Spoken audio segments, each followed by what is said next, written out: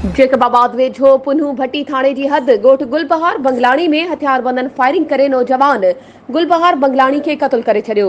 इन हवाले सां वधीक तफ़सील ॾियण लाइ असां सां लाइन ते मौजूद आहे जैकबाबाद मां CN न्यूज़ जो रिपोर्टर जमील गुल फहीम।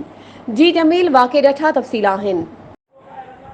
बिल्कुलु तव्हांखे ॿुधायां, जैकाबाद जे वेझो पुनू भट्टी थाणे जी जेका हद आहे, जंहिंमें ॻोठ आहे गुलबार बंगलाणी में हथियारबंद जेके माण्हू आहिनि उन्हनि फायरिंग कई आहे, जंहिंमें गुलबार बंगलाणी खे उन्हनि क़तल कयो आहे। इलाइक़े जे ज़रियनि खां मिलियल ॼाण मूजिबि त जेको वाक़ियो पेश थियो आहे त पुराणी दुश्मनी तां ॿुधाए पियो वञे त वाक़े खां पोइ 3 कलाक मथे वक़्तु गुज़रण जे बावजूदि पुनू भट्टी पुलिस जेका आहे त वाक़े वारी हंधि हिन वक़्तु न पहुती आहे। हथियारबंद ऐं जहिड़े कारू माण्हू बंगलाणी बिरादरियुनि जे ॿिनि धुरियुनि जे विच में जेको आहे त पेश थियो आहे, जंहिंमें जेको आहे हिक ॿिए मथां जेको आहे हथियारबंद जेके माण्हू आहिनि उन्हनि हथियारनि जा मुंहुं खोले छॾिया आहिनि। इलाइक़े में कई कलाकनि ताईं जंग जो जेको आहे त मैदान बणिजी वियो, जंहिंमें फायरिंग सबबि इलाइक़े में ख़ौफ़ ऐं हिरास हिन वक़्तु जेको आहे त छायल आहे।